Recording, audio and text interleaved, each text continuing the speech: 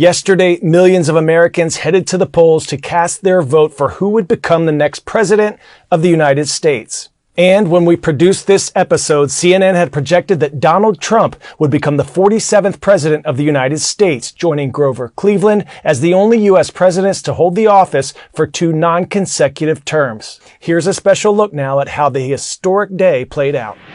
This is CNN's coverage of Election Night in America, the race for the White House, the campaign for Congress, and the challenges facing the nation. Do we believe in the promise of America? We will make America great again. There's never been an election like this one, and anything is possible until the last vote.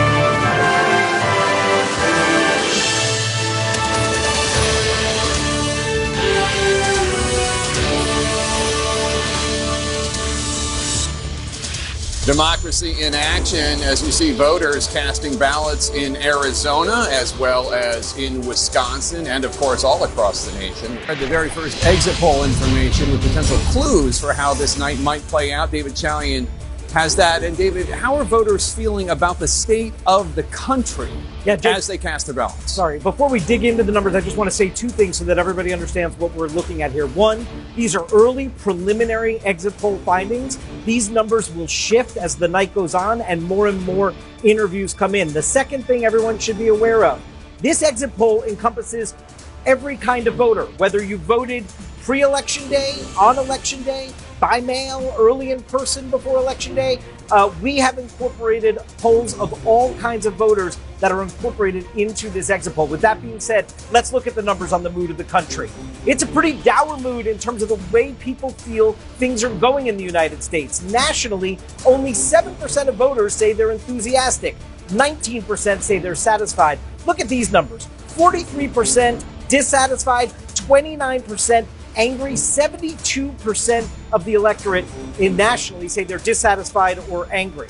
What about America's best days, we ask? Are they in the future or are they in the past? 61% of voters in this election across the country say America's best days are ahead of the country. 6 in 10 say so. 34% say the best days are in the past. And finally, President Joe Biden's approval rating, it's at 41% in these early preliminary exit poll findings.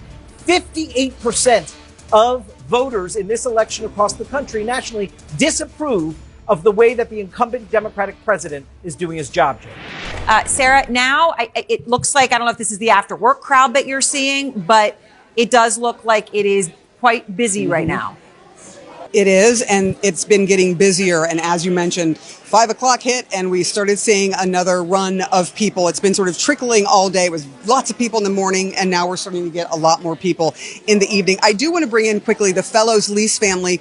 What we have been seeing that is so lovely here in Cedarburg is that entire families are showing up, voting separately, but together. I noticed that you did this lovely thing where they were showing you the ballots and sort of how it was working. I heard you guys talking back and forth. And it was just wonderful to see families teaching and also learning about this really important process that we all should be taking part in. And Cedarburg, as we understand it, may have up to 95% of the voters come in to vote, which is an incredibly high number. So thank you so much for doing your civic duty and coming in today as the whole family. I love it. It's wonderful. Go to John King at the Magic Wall. John. Jake, let's start with the context, what you just went through. I'm going to wander over to this wall here just to show the race to 270 at the moment. If you're a Republican, you might be saying, wow, this is a rout. If you're a Democrat, you might be saying, oh, my goodness, we should be worried. No, we're early in the night. As Chris Wallace said, I love the analogy, nobody has broken serve yet. As in, every red state here, Donald Trump won in 2020 when he lost the White House. Every blue state on the map so far, Joe Biden carried when he won the White House. What don't we have? We don't have Rhode Island. We don't have Connecticut. We don't have New Jersey. We don't have Illinois just yet. Long-time blue states. So as we move west and as the count advances in some of the New York as well, some of the most reliably blue states, this map will change in the near future. At least that is our expectation. We'll keep an eye on it. Major projection. CNN projects that Donald Trump will win the state of North Carolina. This is the first of 7 battleground states that we're keeping an eye on. Georgia will go to Donald Trump. Georgia, a very highly contested battleground of 16 electoral votes. CNN projects that Donald Trump will win the great Commonwealth of Pennsylvania. This is a huge achievement for Donald Trump and a huge bucket of electoral votes, 19 of them, for his path back to the presidency. We still have votes to count. We still have states that have not been called yet. We will continue overnight to fight to make sure that every vote is counted, that every voice has spoken. So you won't hear from the vice president tonight, but you will hear from her tomorrow. She will be back here tomorrow to address not only the HU family, not only to address her supporters, but to address the nation. So thank you. We believe in you. May God bless you. May God keep you. And go HU and go Harris. And CNN can now project that Republicans will win back control of the United States Senate. We can make this projection because CNN projects Republicans win the U.S. Senate seat in Nebraska. The GOP picking up enough seats to reclaim the majority that they lost 4 years ago. This is a huge victory for Donald Trump's party. This was a movement like nobody's ever seen before. And frankly, this was, I believe, the greatest political movement of all time. There's never been anything like this in this country and maybe beyond. And now it's going to reach a new level of importance because we're going to help our country heal. We're going to help our country heal. We have a country that needs help, and it needs help very badly. We're going to fix our borders. We're going to fix everything about our country. And we made history for a reason tonight, and the reason is going to be just that.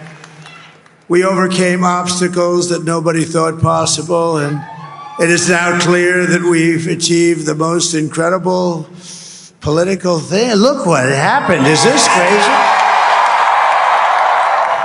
The presidential race is officially undecided, but officially is doing a lot of work in that sense. The winner appears more and more obvious by the minute. Donald Trump is on the cusp of clinching the Oval Office and becoming the 47th president of the United States.